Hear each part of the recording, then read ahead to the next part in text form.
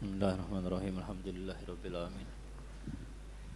Allahumma shalli wa sallim ala sayyidina Muhammadin wa ala alihi wa sahbihi ajma'in. Wa qala al-musannif Imam Sya'rani rahimahullah wa nafa'ana bihi wa ulumihi fid dharain amin. Wa qad sami'a al-Hasan bin Ali radhiyallahu ta'ala anhuma syakhsun yaqulu Allahumma rzuqni halalan safiyan faqala lahu ya hadha sal rabbak rizqan la yu'adzibuka alaih fa innal halala safi innama huwa rizqul anbiya alaihimus salatu wassalam. Mendengar Sayyidina Hasan bin Ali, semoga beliau dan ayah beliau dan kita semua diridhai oleh Allah Subhanahu wa taala. Mendengar seseorang berkata di dalam doanya, ya Allah berikan aku rizki halal yang murni. Maka beliau mengatakan, ya, hai wahai orang ini, mintalah kepada Tuhanmu rizki yang Allah Subhanahu wa taala tidak mengazabmu dengan rizki tersebut. Sesungguhnya halal murni itu adalah rizkinya para nabi alaihi wassalatu wassalam. Makana Ibrahim bin Adham rahimahullah ta'ala kasiran ma ya'malu ila akhirin nahar fa idza atahu ujratahu nadhara ilaiha wa qala li ashabihi inni akhafu an akuna lam azul quwati kullaha allati talabaha minni sahibuz zara cuma yatrukuha wa yadhhab tawiyan tilkal laylah. Dan Sayyidina Ibrahim bin Adham, semoga beliau dan kita semua dirahmati oleh Allah Subhanahu wa taala, seringkali beliau itu bekerja sampai akhir daripada siang yang bekerja untuk seseorang, dan kemudian jika mereka sudah memberikan upahnya maka beliau melihat kepada upahnya tersebut dan kemudian mengatakan kepada kawan-kawannya, aku takut aku tidak mengerahkan seluruh kekuatanku yang diharapkan, yang diminta dariku daripada sahibuz zara, orang yang mempunyai kebun tanaman ini, dan kemudian ditinggalkan ujrah tersebut tidak diambilnya dan pergi tawiyan tilkal lailah dalam keadaan lapar di malam itu. Makana yaral hudur ma Allah ta'ala fi amalil hirfa syartan lil hil wa kullu shay'in amaluhu bila hudur la ya'khudh lahu ujrah. Dan beliau melihat, memandang bahwasannya hadirnya Allah Subhanahu wa taala bersamanya ketika beliau mengamalkan satu pekerjaan adalah sebagai syarat untuk halalnya upah yang dibayar untuk pekerjaan tersebut. Dan setiap sesuatu yang dikerjakan tanpa ada hujur dengan Allah Subhanahu wa taala, maka beliau merasa tidak pantas untuk mendapatkan ujrah dan tidak mengambilnya.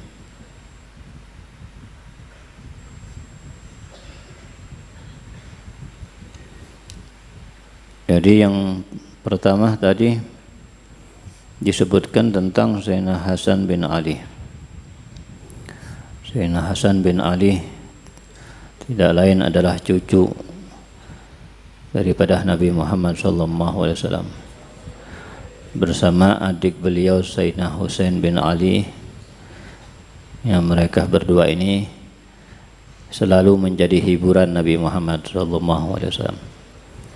Nabi Muhammad SAW seringkali menggendong keduanya, bermain-main dengan keduanya, dan bahkan seringkali mencium keduanya, bahkan memasukkan lidah beliau di dalam mulut keduanya, itu seringkali. Oleh karena itu mereka pun juga mendapatkan bisyarah daripada Nabi Muhammad SAW bahwasanya beliau nantinya akan menjadi sayyidah sababi ahlil jannah, menjadi yang termulia di antara pemuda-pemuda penghuni surga Allah Subhanahu wa taala. Ini bisyarah akan kepastian untuk masuk surga Allah Subhanahu wa taala, dan bisyarah merekalah yang menjadi termulia di antara pemuda-pemuda yang ada di dalam surga Allah Subhanahu wa taala. Dan Sayyidina Hasan ini yang dikatakan beliau mirip Nabi Muhammad SAW dari rambut sampai pusar, dari kepala sampai pusar itu mirip Nabi. Jadi kalau sudah mirip Nabi berarti sangat tampan. Nabi SAW sudah sempurna ketampanannya. Ketampanan Nabi Yusuf dikatakan hanya separuhnya, bagaimana ketampanan Nabi Muhammad SAW. Jadi Nabi Muhammad ya ketampanannya ya ditularkan kepada Sayyidina Hasan cucu beliau, dari kepala sampai pusar tampan bagus sempurna, dari pusar ke bawah ditularkan kepada cucu yang lain Sayyidina Husain bin Ali bin Abi Thalib. Maka tidak heran banyak para wanita yang ingin menikah dengan Sayyidina Hasan, dan bahkan ya, mereka rela untuk menikah dengan Sayyidina Hasan walaupun hanya 1 minggu aja, bahkan walaupun hanya 1 hari. Dan mereka sendiri yang menawarkan, bahkan bukan Sayyidina Hasan yang meminta. Datang kepada Sayyidina Hasan dan mengatakan, ini anak punya putri ini mau nikah tabarrukan dengan antum. Untung Sayyidina Hasan ditawari, bukan kita, ya kan. Jadi Sayyidina Hasan ini sampai dikatakan 200 wanita yang sudah pernah dinikah oleh beliau. Kadang dalam 1 hari 4 wanita dinikah dalam 1 hari. Dan 4 hari, dalam 1 hari berarti 4 wanita dicerai. Jadi banyak menikah berarti banyak apa? Mencerai, karena batas menikah hanya berapa? 4 istri. Jadi banyak menikah lebih dari 4 istri tidak mungkin. Artinya kalau sering menikah, banyak menikah 100 istri, 100 kali menikah, berarti banyak juga mencerai. Jadi beliau menikah, mencerai, menikah, mencerai. Loh kenapa? Ya beliau mencerai padahal itu adalah suatu yang tidak baik, suatu yang dibenci daripada apa yang dihalalkan oleh Allah, walaupun halal tapi dibenci. Abghadul halal ilallah at-talaq. Halal tapi paling dibenci oleh Allah adalah tolak. Tapi kita katakan, itulah yang kita katakan, bukan beliau yang menginginkan untuk mencerai, tapi mereka yang menginginkan untuk nikah walaupun nanti dicerai, walaupun nanti 1 hari 2 hari dicerai, hanya tabarukan, hanya kecintaan mereka kepada Sayyidina Hasan. Sampai ayahnya sendiri yang kesel sama Sayyidina Hasan ini, Sayyidina Ali bin Abi Thalib. Ya Hasan itu jangan suka kawin. Maka Sayyidina Hasan mengatakan, wahai ayahku, mereka yang maksa aku untuk nikah dengan mereka. Ya, ini mau jawab apa Sayyidina Ali? Sayyidina Hasan mengatakan mereka yang meminta, mendesak untuk aku menikahi mereka walaupun hanya sebentar. Ya berarti tidak ada salah di Sayyidina Hasan. Maka Sayyidina Ali mengumpulkan orang-orang di saat itu. Dan kebanyakan dari antara mereka yang kumpul kabilah Hamdan yang banyak menikahkan putri-putri mereka. Dan kemudian diingatkan mereka sama Sayyidina Ali, jangan kalian nikahkan putri-putri kalian dengan anakku Hasan. Percuma dicerai ya putri kalian nanti sama anakku ini. Akhirnya mereka mengatakan, ya Ali, walaupun putri-putri kami hanya 1 hari nikah dengan anak anda, kami sudah merasakan kebahagiaan, kepuasan karena mendapatkan berkah beliau. Sudah ngomong apa lagi nih Sayyidina Ali? Ya. Makanya Sayyidina Ali senang, ternyata bukan karena Sayyidina Hasan yang menginginkan untuk mencerai, tapi mereka. Dan dari betul-betul ya ke tanggung jawab dan kedermawanan Sayyidina Hasan bin Ali, setiap wanita yang dicerai dikirimi uang yang begitu besar. Bahkan juga ya yang dikirimi uang dan dikirimi nafkah bisa jadi sampai akhir hidupnya kalau tidak menikah dengan laki-laki yang lain. Ini kedermawan beliau. Padahal cerai-cerai selesai sudah, tidak wajib untuk memberi nafkah lagi. Tapi beliau tidak, sampai menikah. Ya, tapi tidak ada artinya ini uang. Sampai di antara mereka wanita yang dicerai oleh Zainal Hasan, kemudian dikirimi uang yang besar oleh beliau Zainal Hasan, kemudian diterima uang tersebut. Ya, hada syai'un qalilun min habibin mufarikin. Ini hanya harta yang sedikit dari kekasihku yang aku cintai.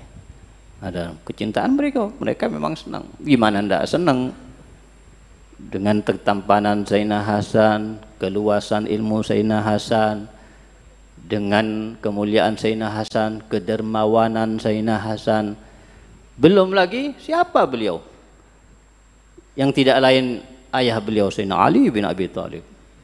Ibu beliau Sayyidina Fatimah Az-Zahra. Ya, kakek beliau Rasulullah sallallahu alaihi wasallam. Nenek beliau Sayyidina Khadijah Al-Kubra. Ibu tiri beliau Sayyidina Aisyah Ridha. Adik beliau Sayyidina Husain. Paman beliau Sayyidina Ja'far At-Tayyar. Gimana tidak menjadi mulia dan tidak menjadi rebutan di antara mereka. Ya, ini Sayyidina Hasan. Dan Sayyidina Hasan ya, termasuk yang Allah Subhanahu wa taala menakdirkan di tangan beliau terhindar daripada perang yang besar. Dan itu adalah mukjizat daripada mukjizat Nabi Muhammad sallallahu alaihi wasallam. Di mana Nabi Muhammad sallallahu alaihi wasallam mengatakan inna ibni hadza sayyid yuslihullahu bihi baina fi'atin adimatin. Putraku ini, ya putraku karena cucu dianggap anak juga. Ya, anak, cucu, buyut terus ke bawah semuanya anak. Ya, auladur rasul ini semua ke bawah. Min jihati luar anak semuanya. Makanya ketika Ummul Fadl ya, bermimpi, yang dalam mimpinya ini Ummul Fadl melihat dibawakan darah daging atau daging segumpal daging daripada Nabi Muhammad SAW ke rumah beliau. Dibawakan daging ke rumah Ummul Fadl di dalam mimpinya. Kemudian mimpi itu disampaikan kepada Rasul sallallahu alaihi wasallam. Nabi biasanya kalau ada yang menyampaikan mimpi ditakwil oleh Nabi. Dan Nabi mengatakan itu adalah mimpi yang baik. Itu adalah mimpi yang baik dan artinya nanti putriku Sayyidatuna Fatimah akan melahirkan seorang anak laki-laki. Padahal belum hamil atau mungkin belum melahirkan. Dan nantinya putriku itu setelah melahirkan seorang laki-laki, maka laki-laki tersebut akan Allah takdirkan datang atau hadir di rumah Anda dan Allah akan takdirkan Anda untuk menyusuinya. Ya, ini artinya. Dan benar terjadi. Ternyata Sayyidah Fatimah hamil dan ternyata yang dilahirkan laki-laki dan ternyata Allah takdirkan hadir di rumah Ummul Fadl dan disusui oleh beliau, anak susunya Ummul Fadl. Ya, mimpi darah daging Rasul karena beliau anaknya. Makanya di dalam dalam anak cucu Nabi Muhammad di situ ada darah daging Nabi Muhammad sallallahu alaihi wasallam. Maka Sayyidina Hasan ketika ya beliau berhak sebenarnya untuk menjadi khalifah setelah ayah beliau wafat, yaitu Sayyidina Ali bin Abi Thalib. Tapi kemudian Muawiyah berittihad dengan ittihad yang lain, berpandangan dengan pandangan yang lain, semua berittihad dengan ittihad masing-masing dan ittihad mereka dengan penuh keikhlasan, bukan ingin itu dan ingin ini, tapi ingin menegakkan agama Rasul sallallahu alaihi wasallam. Jadi merasa Sayyidina Muawiyah lebih berhak dan lebih benar untuk menjadi khalifah setelah Sayyidina Ali bin Abi Thalib. Maka dengan itulah kemudian Sayyidina Muawiyah mengirim pasukan yang begitu banyak dan Sayyidina Ali juga memiliki pasukan yang banyak dan muhibbin beliau banyak.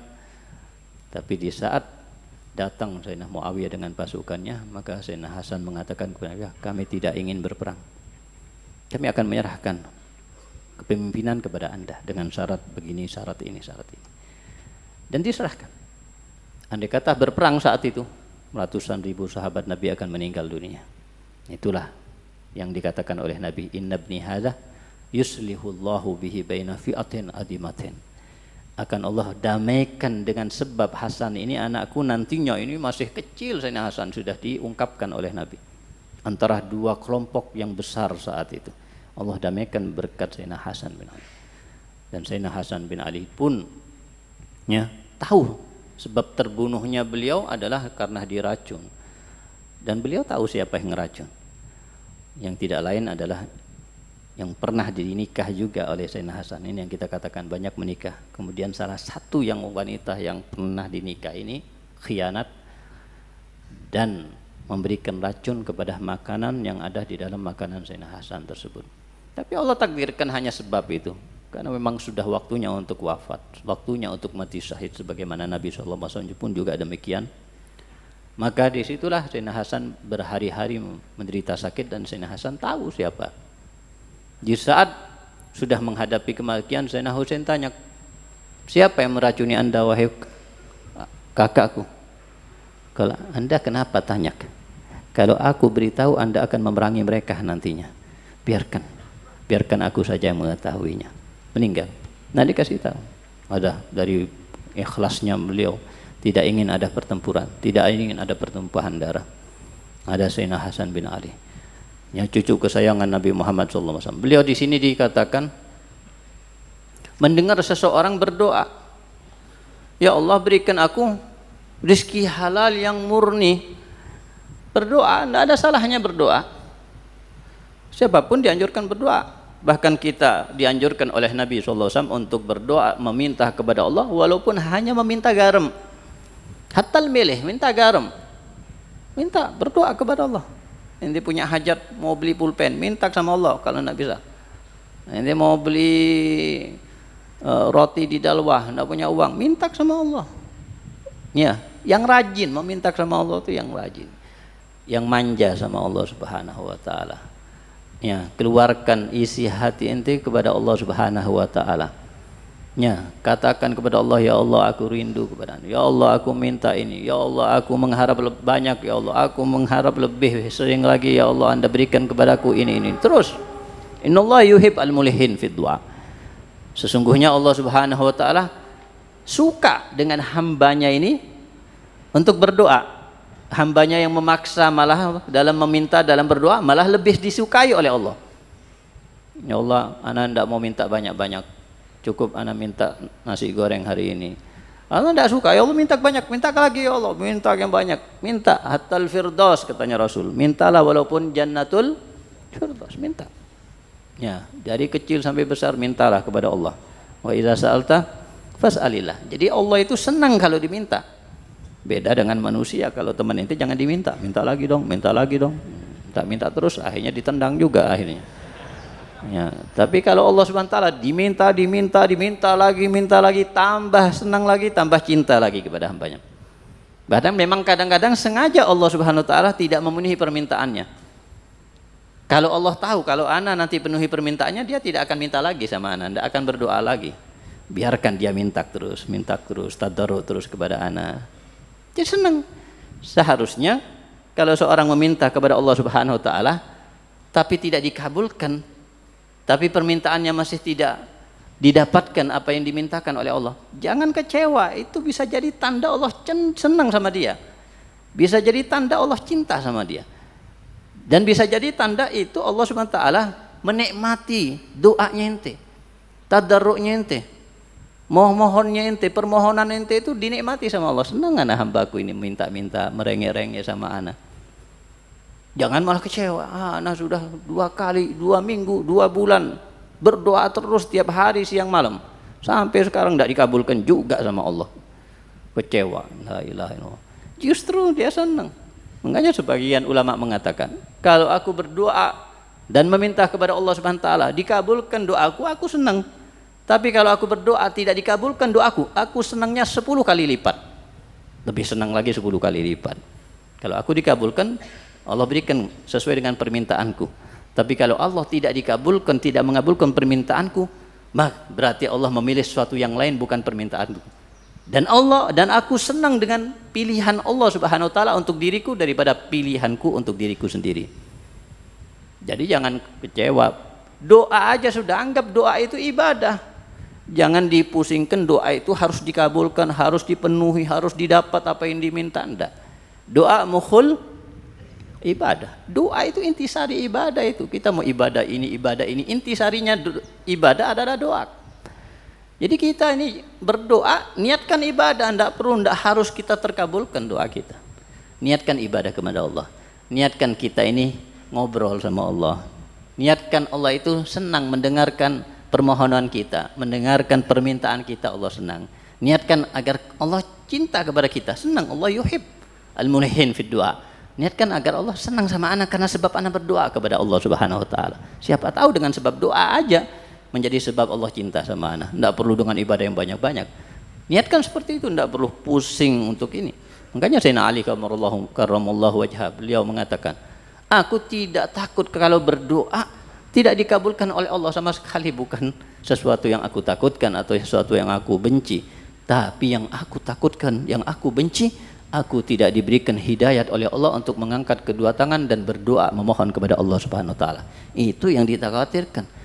Kalau kita habis sholat keburu-keburu langsung berdiri, habis sholat duha berdiri, ya, habis khatam Quran langsung selesai, tidak baca doa sama Allah, tidak minta sama Allah. Ini yang dikhawatirkan oleh Sayyidina Ali. Berarti Allah tidak suka dia tadarruk sama Allah. Allah tidak suka munajat dengan Allah, tidak suka dia yang merengek kepada Allah, memohon-mohon kepada Allah. Na'udzubillah. Dan itu tandanya Allah tidak menyukainya. Allah tidak ingin hamba tersebut berdekatan dengan Allah Subhanahu wa taala. Jadi doa itu mukhul ibadah. Ya, dan doa itu munajat sama Allah.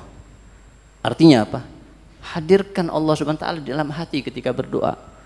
Jangan hanya minta-minta ya Allah di lisan, tapi hati kita kemana-mana, tidak khusyuk. Kita cuma baca doa di lisan kita, hatinya kosong, termenung kemana-mana. Hatinya mikir kemana-mana selain Allah Subhanahu wa taala. Enggak, serius. Hadirkan Allah di hadapan ente seakan-akan Allah di depan ente. Ya Allah, ya Allah, ya Allah. Hadirkan yang sungguh-sungguh. Itu artinya tadarruk, sungguh-sungguh minta sama Allah, ya Allah, ya Allah, ya Allah. Ya, jangan hanya amin, amin sambil buyon. Enggak adab sama Allah Subhanahu wa taala. Ente minta sama orang aja kalau kayak gitu, tidak bakalan dikasih, ya kan? Ente minta-minta sama orang kalau dengan kayak gitu, apalagi sama Allah ini, masa tidak adab. Sama orang ente mau minta-minta, memohon bantuan, ente beradab, berakhlak. Masa sama Allah ente minta tidak berakhlak, beradab. Ya, jadi mintalah apa pun. Jadi bukan di sini sebenarnya disalahkan oleh Sayyidina Hasan orang itu berdoa meminta kepada Allah rezeki yang halal, rezeki yang murni, maksudnya halalnya murni. Cuma Sayyidina Hasan memberikan yang lebih baik daripada itu.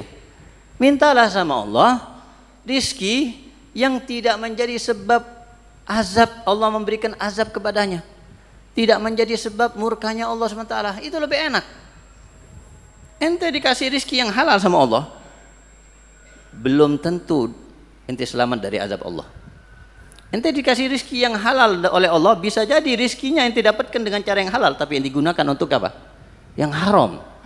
Jadi sebab apa? Murkanya Allah. Jadi sebab azab Allah Subhanahu wa taala. Bisa jadi ente makan yang halal, ya, bisa jadi dapat rizki yang halal, tapi ente tidak bersyukur kepada Allah sehingga Allah murka. Sudah dikasih tidak syukur sama anak.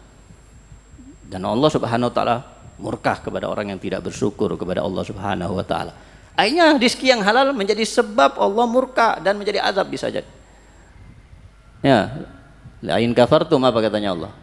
Inna adabi lasyadid. Dikasih rizki tidak syukur, tidak bilang alhamdulillah, jadi sebab murka, jadi sebab azabi lasyadid. Jadi sudah, tidak usah ente mau halal, mau haram, mau subhat, yang penting halal, yang penting rizki tidak jadi sebab murkanya Allah, tidak jadi sebab azabnya Allah. Kan enak. Mau dari halal, subhat, apa mungkin juga bisa jadi haram, tapi Allah mengampuni, tidak jadi sebab azabnya Allah, tidak jadi sebab murkanya Allah, tapi Allah ridho kepadanya. Ya, atau mungkin harta rizki yang diberikan oleh Allah digunakan untuk maksiat, tapi Allah SWT masih menyayanginya. Dan kalau sudah disayang sama Allah, dicintai sama Allah, maksiat-maksiat akan diapakan sama Allah? Akan dimaafkan, diridhoi.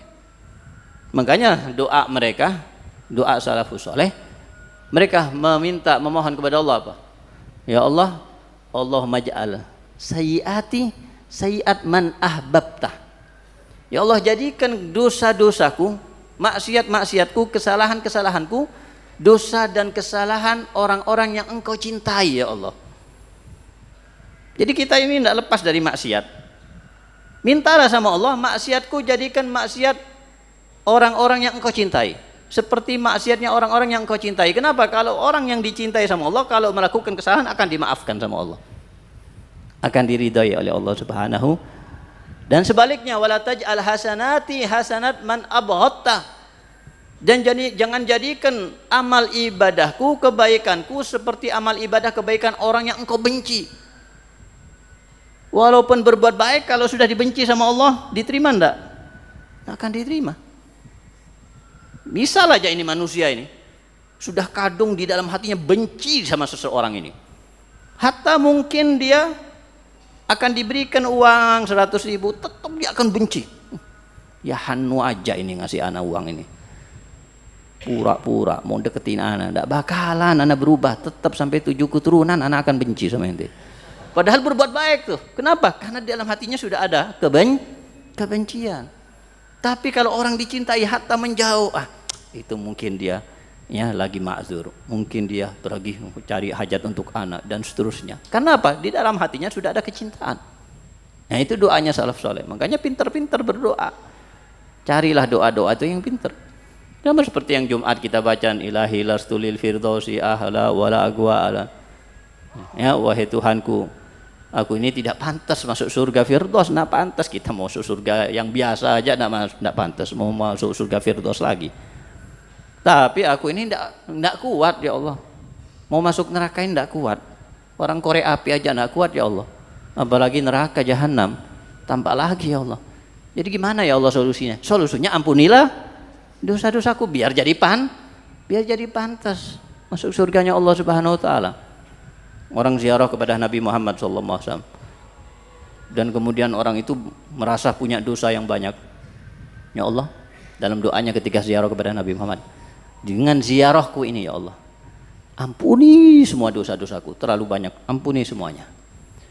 Kalau Engkau tidak mengampuni dosa-dosaku ya Allah, Engkau berarti membuat sedih kekasihmu sendiri Nabi Muhammad. Ya, sedih Nabi Muhammad. Dan Engkau berarti membuat setan iblis ketawa bahagia, sebaliknya. Dan Engkau akramul akramin, Anda masa dermawannya orang yang dermawan, masa tidak mau mengampuni dosa-dosaku? Tapi kalau Anda ya Allah mengampuni dosa-dosaku, kekasih Anda Nabi Muhammad akan bahagia, Masya Allah. Setan akan murka, nangis-nangis dia. Ya, dan Anda sudah pantas untuk melakukan hal itu. Manusia aja mengampuni dosa atau kesalahan orang lain Anda anjurkan, apalagi Anda. Allah menganjurkan kita mengampuni orang lain kan? Apalagi Anda ya Allah, masa tidak mau mengampuni dosa-dosaku? Nah, ini pintar-pintar seperti ini. Malam di saat itu juga ya penjaga kuburan itu atau salah satu ulama kalau tidak salah bangun dari tidurnya dan lari mengejar si badui tersebut yang berdoa tadi dan mengatakan, aku bermimpi dan diperintahkan oleh Allah untuk memberitahu Anda bahwasanya doa-doa Anda dikabulkan sehingga dosa-dosa Anda diampuni oleh Allah Subhanahu wa taala. Langsung dapat bisyarah. Allah atur sedemikian rupa karena pintar dia caranya berdoa. Nah, pintar-pintar berdoa. Nah, ini termasuk di antara salafus soleh doanya. Biasanya kalau seseorang baca surat inna ilaina iyabahum summa inna alaina hisabahum Allahumma hasibni hisaban yasira. Kalau salaf enggak, Allahumma adkhilnal jannata bighairi hisab. Enggak pakai hasibni hisaban yasira, masih dihisab itu. Yasironya dia hari kiamat hisab itu berat masih. Jadi tidak usah hasibni hisaban yasiro, langsung ada adkhilnal jannata bighairi hisab, minta langsung, intinya sudah yang lebih daripada itu. Allah karim kok. Walaupun Allah mengatakan inna ilaina iyabahum summa inna alaina hisabahum, tetap kita minta adkhilna ya Allah bighairi hisab, tetap ya Allah, mintanya bukan itu bighairi hisab. Oh, kira-kira Allah marah, kurang ajar ente nih. Kan enggak. Sudah ana bilang inna ilaina iyabahum summa inna alaina hisabahum, ente mintanya biar dihisab. Itu manusia kalau marah, tapi ini bukan manusia, Allah yang menciptakan zat kemuliaan, zat dermawan, zat yang khair, semuanya kedermawanan dari sifat Allah Subhanahu wa taala. Jadi minta yang tinggi sama Allah Subhanahu wa taala. Jadikan Allah itu Tuhan yang sangat baik, yang sangat sayang kepada kita. Sangat-sangat mengharap kita ini berubah menjadi baik. Mintalah apa aja dianjurkan oleh Allah untuk kita minta kepada Allah, dan Allah siap mengampuni. Sampai-sampai yabsutu yadahu bil-lail yatuba musiun nahar, yabsutu yadahu bin nahar yatuba musiul lail. Ayo hamba-hambaku yang maksiatnya di siang hari, malam hari aku bentangkan tanganku, aku buka selebar-lebarnya pintu maghfirah. Ayolah minta ampunan kepadaku. Disuruh, dianjurkan, mintalah ampunan kepadaku. Ada manusia kalau orang berbuat dolim kepadanya misalnya, ayo ente minta maaf sama anak maafkan. Tidak ada. Allah, ayo ente datang sama anak maafkan. Yang maksiatnya di malam hari, pagi hari dibentangkan pintu rahmat seluas-luasnya oleh Allah, pintu maghfirah. Ayo, ente yang penting minta maaf sama anak. Minta maghfirah sama anak, maafkan sebanyak apapun dosa anda. Saking khairnya Allah Subhanahu wa taala kepada kita. Sedikit-sedikit ghufira lahu, fadilah amal-amal, ya kan? Salat Jumat maghfur lahu, ya, yukafir dzunub. Salat witir Ramadan yukafir dzunub. Lailatul Qadar yukafir dzunub. Al wudu aja sudah yukafir az-dzunub. Dari sayangnya Allah, baiknya Allah Subhanahu wa taala kepada kita. Tinggal kita ini mau merespon sifat baik dan mulianya Allah Subhanahu taala. Kita tinggal menggapainya, mendatanginya, pintu rahmat Allah, pintu maghfir Allah. Jangan kita ini tidak mau datang. Jangan kita tidak mau menghampiri pintu rahmat Allah.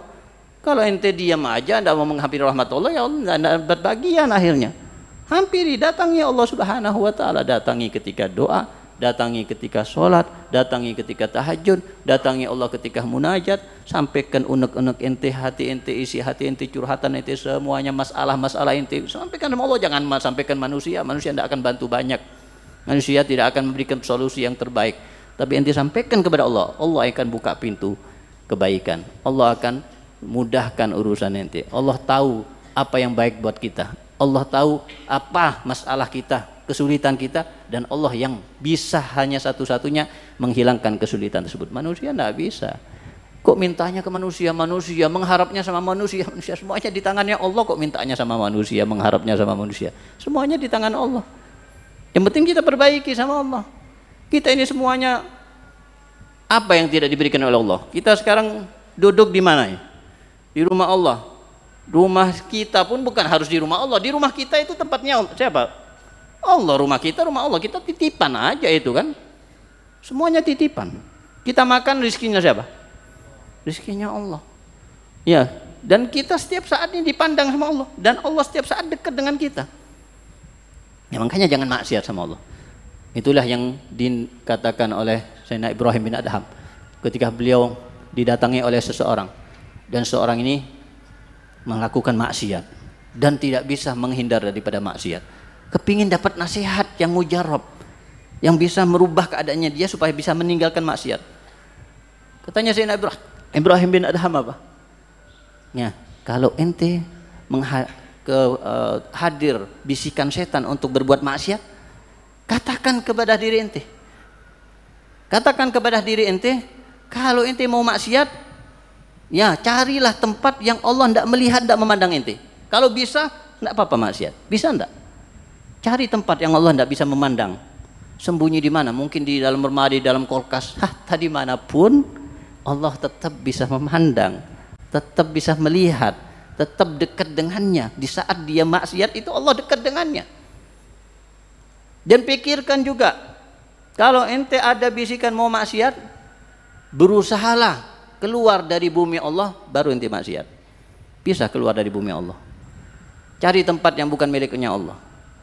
Kalau ente mau maksiat, bisikan maksiat muncul, pikirkan, kalau ente mau maksiat jangan makan rizkinya Allah. Jangan makan rizkinya Allah. Kalau bisa ente tidak makan rizkinya Allah, ente maksiat tidak apa-apa. Siapa yang tidak bisa, yang bisa tidak makan rizkinya Allah? Semuanya kita makan dari rizkinya Allah. Kalau ente mau maksiat, pikirkan, Pikirkan andai kata suatu waktu sudah waktunya malaikat Israel datang untuk mencabut nyawa ente. Kira-kira ente bisa bekerja sama enggak dengan malaikat Israel? Tunggu ya, tunda ya 1 tahun, anak kasih uang lah. Setahun aja. Anak mau tobat dulu sama Allah, mau sholat banyak, ngaji, setahun, enggak usah banyak-banyak. Bisa enggak diajak kompromi malaikat Israel? Ya enggak bisa. Ente pikirkan kalau nanti di neraka datang malaikat-malaikat Zabaniyah menyeret ente dibawa ke neraka, ente bisa menolak enggak? Bisa menghindar enggak? Bisa melawan malaikat-malaikat Allah SWT? Kalau ente berjalan di atas buminya Allah Subhanahu wa taala, enggak ada tempat kecuali itu bumi Allah, tempat Allah. Ente makan dari rizkinya Allah. Dan dimanapun ente pergi, dimanapun ente duduk, di situ ente dekat dengan Allah dan Allah mandang ente. Dan kalau ada malaikat Israel waktunya mencabut nyawa ente tidak bisa menolak, tidak bisa mengakhirkan. La yastakhiruna sa'atan wala yastaqdimun. Diundur, dimajukan saatan walaupun hanya 1 detik tidak bisa. Dan kalau sudah datang Zabadiyah, malaikat Allah nyeret ente ke malaikat ente tidak bisa menolaknya, tidak bisa menghadangnya, tidak bisa melawannya. Kok masih mau maksiat sama Allah Subhanahu wa taala? Itulah nasihat daripada Sayyidina Ibrahim bin Adham. Yang juga tadi dikatakan di sini. Apa yang dikatakan oleh Sayyidina Ibrahim bin Adham? Oh, bekerja 1 hari bekerja, setelah bekerja dikasih upahnya tidak diambil. Ini min wara'u. Jadilah Sayyidina Ibrahim bin Adham. Ini upah ini padahal kerja dia sehari sampai akhir nahar, artinya sampai sore hari akhir nahar itu. Dari pagi sampai akhir nahar. Kerja habis itu tidak diambil upahnya, takut tidak sepenuhnya mengeluarkan tenaganya ketika bekerja. Takut tidak sesuai dengan janji atau permintaan orang yang menyewanya untuk bekerja, sehingga menjadi subhat atau mungkin juga bisa menjadi haram. Ya, ini min warau.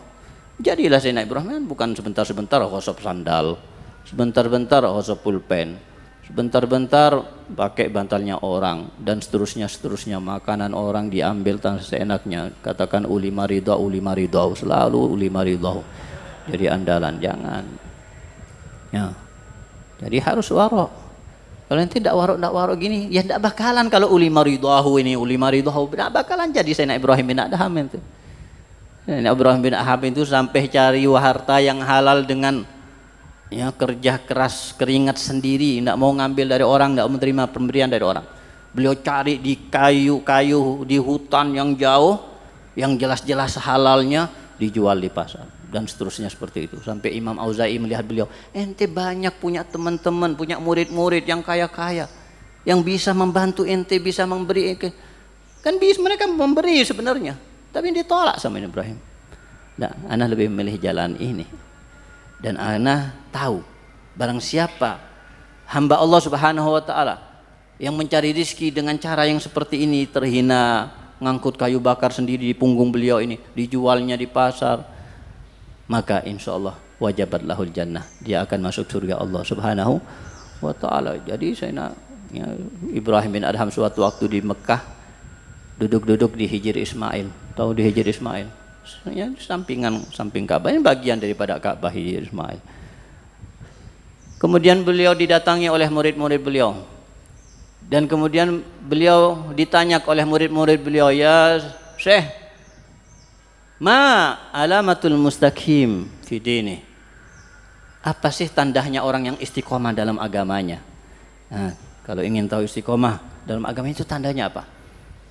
Maka beliau Sayyidina Ibrahim bin Adham mengatakan kepada mereka, tandanya orang yang istiqomah adalah kalau dia memberikan isyarat kepada gunung ini, Gunung Abi Kubais kalau tidak salah, yang dekat daripada Masjidil Haram. Kalau dia memberi isyarat kepada gunung ini, berpindahlah dari tempat Anda, maka Allah akan takdirkan gunung tersebut akan berpindah dari tempatnya. Ternyata gunung yang diisyaratkan, ditunjuk itu berpindah, bergerak. La nik, itu give, la nik. Ana tidak maksudkan tujuannya ente, ini contoh aja ini. Ini contohnya tidak bergerak sungguhan gunung ini. Kita hanya plastik, oh bergeraklah, enggak gerak-gerak, padahal plastik ini. Ini gunung bisa bergerak. Ya, ini alamat istiqamah.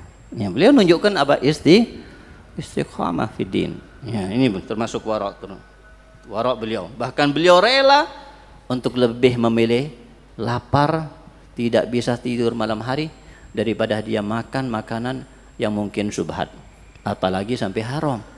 Nah, makanya salafus soleh, wanita-wanita yang solihah, istri-istri yang solihah zaman dulu, ketika suami-suami mereka keluar rumah untuk mencari rezeki, untuk kerja, sebelum keluar diingatkan, intabih, rezeki yang halal, jangan nipu orang, jangan bohongi orang, jangan ngambil suap, jangan awas, ente nanti bawa makanan, ente akan berikan kepada anak, ya, jangan cari makanan yang ente berikan kepada anak dari subhat, apalagi haram.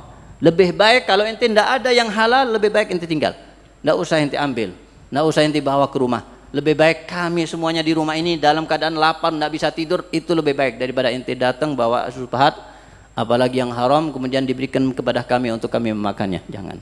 Ini istri-istri yang soleha. Nggak tahu istri sekarang, bisa jadi mungkin berbeda. Oh, walaupun haram tidak apa-apa, yang penting banyak uangnya ya. Nah, ada perbedaan. Semoga kita semuanya diberikan oleh Allah Subhanahu wa taala istiqamah dalam kebaikan dan istiqamah meninggalkan maksiat, kekuatan dalam meninggalkan maksiat, dan diampuni semua dosa-dosa kita oleh Allah Subhanahu wa taala, diberikan futuhul menuh rusuh salhal qalb ilmu yang barakah dan ilmu yang manfaat, diambilkan ilmu yang kita dapatkan dan diterima semua kebaikan kita, dan semoga kita didekatkan dengan Allah, didekatkan oleh Nabi kita Nabi Muhammad SAW, dan mendapatkan perjumpaan dengan beliau di dunia, di barzah, di akhirat, dan semoga kita mendapatkan syafaat beliau dan bisa meminum telaga kausar dari tangan beliau yang mulia, dan semoga kita bisa berduduk di hadapan berdua, duduk di hadapan beliau dalam keadaan beliau ridha dan senyum kepada kita, insyaallah. Ditakdirkan kita bisa mencium tangan wangi, tangan mulia yang wangi, ya, untuk kita mencium tangan beliau di hari kiamat, insyaallah. Amin ya rabbal alamin. Hadiniya kunya salih jami asyami al kharidina wa ila hadratin nabi sayyidina Muhammad sallallahu alaihi wasallam. Fatihah.